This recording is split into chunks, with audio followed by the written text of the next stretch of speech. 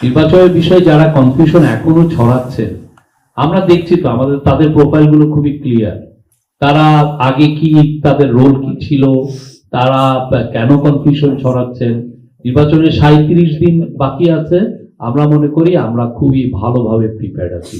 আরো এই মধ্যে আপনারা জানেন যে আমি বলবো যে আমাদের security forces, police, military, BGB, তাদের এখন কনফিডেন্স লেভেল আরো একটু বেটার অবস্থায় আছে। কারণ আপনারা জানেন তারা পরপর তিনটা বড় ইভেন্ট, বাংলাদেশের ইতিহাসে এত বড় ইভেন্ট হয়নি।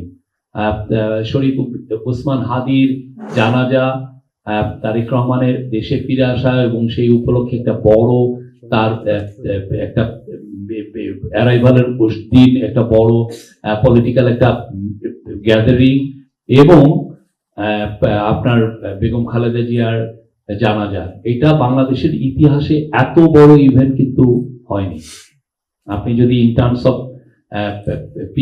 পিপলস প্রেজেন্স দেখেন, ক্রাউড নাম্বার দেখেন, এত বড় ইভেন্ট বাংলাদেশে হয়নি। তো মেবি যখন জেনারেল জিয়া, প্রেসিডেন্ট জিয়া মারা গিয়েছিলেন, তার জানাজা আমরা শুনেছি যে অনেক বড় হয়েছে, তখন আমরা ওই ফিগারটা আমাদের কাছে নাই। বাট এই তিনটা ইভেন্ট পুলিশ, সিকিউরিটি ফোর্সেস খুব সুচারুভাবে অর্গানাইজ করেছেন। সেই জন্য আমি বলছি যে আমাদের আরো কনফিডেন্সটা আর একটু বেটার। ভোটের বিষয়ে আরেকটা হচ্ছে যে ভোটের গাড়ি, আপনারা জানেন কিছুদিন আগে ডিসেম্বরের 20 তারিখে ভোটের গাড়ি, ভোটের ক্যারাভান ঢাকা থেকে বিভিন্ন ডিস্ট্রিক্টে রওনা হয়েছিল ভোটের মেসেজটা নিয়ে, বিশেষ করে গণভোটের ক্ষেত্রে, গণভোটের বিষয়ে মানুষকে আরো বেশি উদ্বুদ্ধ করতে, ভোটের বিষয়ে, পার্লামেন্টারি ইলেকশন বিষয়ে উদ্বুদ্ধ করতে। তো এই ভোটের ক্যারাভানের অভূতপূর্ব সারার কারণে এখন এটার সংখ্যা আরো বাড়ানো হবে। এখন 10টা আছে, এটা 20টা করা হবে, এবং আগে 300টা উপজেলায় যাওয়ার কথা ছিল, এখন এরা 495টি উপজেলায় যাবে। তার মধ্যে ইভেন চেষ্টা করা হবে যাতে দ্বীপ ডিস্ট্রিক্ট যেগুলো আছে, যেমন ভোলা আছে বা দ্বীপ উপজেলা আছে, উঠাহাতিয়া, সেখানেও যদি যাওয়া যেতে পারে কিনা সেটাও দেখা হবে। আজকে হোম মিনিস্ট্রির তরফ থেকে আমাদেরকে বলা হয়েছে যে ইলেকশন কমিশনের জন্য যে প্রস্তুতি, সেটা খুব পূর্ণদমে চলছে। 75% সিকিউরিটি ফোর্সের মেম্বার, যারা পুলিশ, আনসার, কোস্টগার্ড, বিজিবি, তাদের ট্রেনিং অলরেডি কমপ্লিটেড হয়ে গেছে, বাকিটাও খুব দ্রুত কমপ্লিট হবে।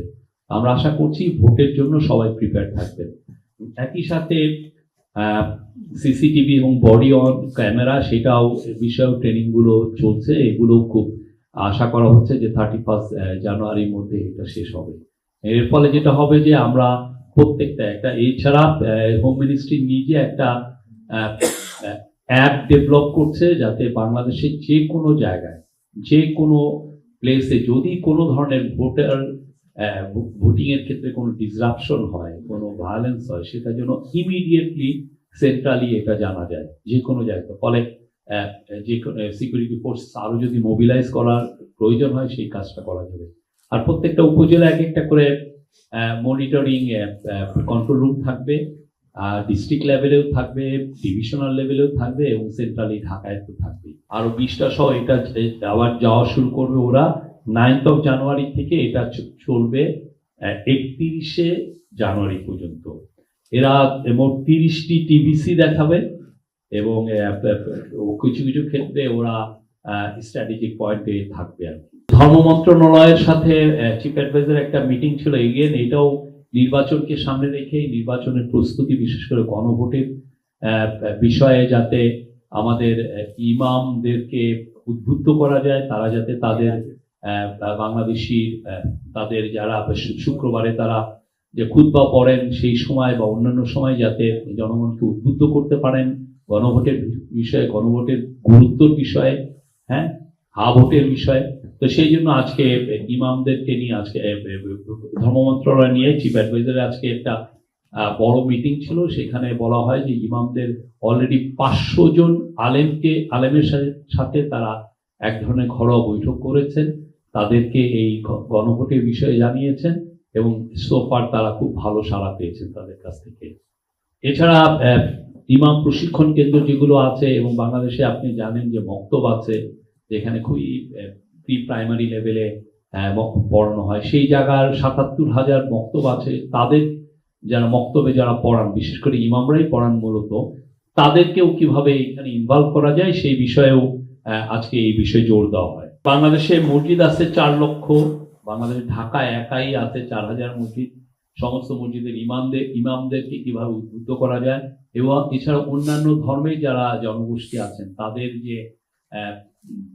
যেই মন্দির, গির্জা, উপাসনালয়গুলো যেগুলো আছে তাদের মাধ্যমে কিভাবে জনগণকে উদ্বুদ্ধ করা যায় গণভোটের বিষয়ে, বিশেষ করে জুলাই সনদের বিষয়ে, সেই বিষয়েও আজকে মিটিংয়ে জোর দেওয়া হয়। যাদের সাথে ইন্টারাকশন হচ্ছেন তাদের মধ্যে আমি একজনের নাম বলতে পারি, যারা ছিলেন, যেমন মৌলানা মিজানুর রহমান আজহারি ছিলেন, শায়েখ আহমদুল্লাহ ছিলেন। এই মিটিং এ না, ধর্ম মন্ত্রণালয় যে তাদের সাথে মিটিং করেছে, সেটা আজকের মিটিং এ শুধুমাত্র ধর্ম অ্যাডভাইজার ছিলেন, উপদেষ্টা ছিলেন, সেক্রেটারি মহোদয় ছিলেন, ইসলামিক ফাউন্ডেশনের সিনিয়র অফিসিয়ালরা ছিলেন। ধর্ম মন্ত্রণালয় থেকে প্রচুর লিফলেট, হাজার হাজার লিফলেট ছাপানো হচ্ছে। সেই লিফলেট গুলো জনগণকে এই গণভোটের বিষয়ে উদ্বুদ্ধ করার লক্ষ্যে লিফলেট গুলো সবারকে, মানে পুরো সারা বাংলাদেশে এই লিফলেট গুলো বিতরণ করা হবে। এর আগে এটা নিয়ে কিন্তু আমরা পলিটিক্যাল পার্টিগুলোর সাথে আমাদের সিকিউরিটি যারা দেখেন যে এজেন্সিগুলো, তারা কথা বলেছেন যাদের যাদের সিকিউরিটি দরকার তাদেরকে অনেকেই গানম্যান দেওয়া হয়েছে। আপনি পুরো লিস্টটা পুলিশের কাছে পাবেন, পলিটিক্যাল পার্টিগুলোর কাছে পাবেন। অনেকে এই বিষয়ে বলতেও চান না, সেই জন্য আমরা বলছিও না। বাট সিকিউরিটি, তাদের পলিটিক্যাল পার্টি লিডারদের সিকিউরিটি অবশ্যই আমাদের একটা টপ প্রায়োরিটি। সেটা নিয়ে পুলিশ কাজ করছে, বিশেষ করে পুলিশের স্পেশাল ব্রাঞ্চ এটা নিয়ে খুব কাজ করছে। আর এরপরেও যদি স্থানীয় লেভেল থেকে যদি তারা সিকিউরিটি চান, সেটা অবশ্যই পুলিশ খতিয়ে দেখবেন তাদের কতটুকু প্রয়োজন। আমরা কোয়াইট কনফিডেন্ট যে এই বিষয়ে আমাদের প্রান্তিক পর্যায়ে গ্রামের, বাংলাদেশে একদম প্রত্যন্ত গ্রামের একজনও, প্রতিটা মানুষই গণভোটের মেসেজটা পাবেন। কেন ভোটটা কেন ইম্পর্টেন্ট, কেন আমরা এটা দিলে কি জুলাই সনদটা কেন আমরা ইমপ্লিমেন্ট করতে চাচ্ছি, সেই বিষয়টা। এটা তো পুরো এর মাধ্যমে, এই গণভোটের মাধ্যমে 100 বছরের বাংলাদেশের দিক নির্দেশনা থাকবে বাংলাদেশের পলিটিক্যালি। এই জন্য এই মেসেজ গুলো যাবে, অলরেডি যাচ্ছে। আর একটা জিনিস হচ্ছে যে আগের যখন 1977 সালে গণভোট হয়েছিল, তখন লিটারেসি রেট খুবই কম ছিল, কত 27-25%। এখন লিটারেসি রেট প্রায় 80%। এবং সবচেয়ে যেটা ইম্পর্টেন্ট সেটা হচ্ছে যে এখন আপনি একদম হাতিয়ার একদম পুরো একদম প্রত্যন্ত গ্রামেও যদি যান, নিঝুম দ্বীপের এমন একটা গ্রামেও যদি যান, যে দেখবেন যে বাজারে বসে 3-4-5 জন ছেলে একই সাথে তারা ইউটিউব দেখছে, টিকটক দেখছে। তো টিকটক, ইউটিউবের মাধ্যমে পুরো বাংলাদেশের সমস্ত জনগণই আসলে তাদের ইনফরমেশন গুলো পাচ্ছে। তো ওইখানে তো গণভোটের মেসেজ গুলো যাচ্ছে এবং অনেকে এটা ভালোভাবেই দেখছেন।